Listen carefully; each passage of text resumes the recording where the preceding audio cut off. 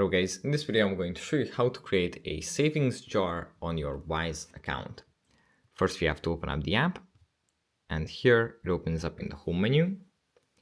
From here in the top right corner you just tap on open, and then you can tap on jar here.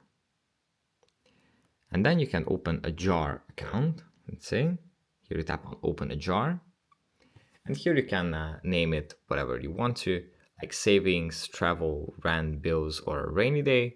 You can set a jar icon. You can select the currency that it is in, and let's go back.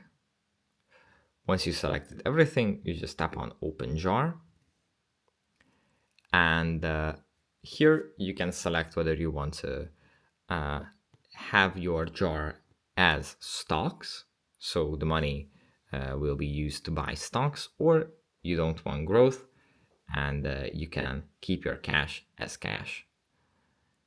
Let's tap on continue,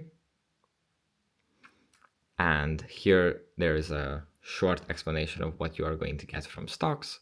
You can tap on get started and then just follow with the steps that the app indicates.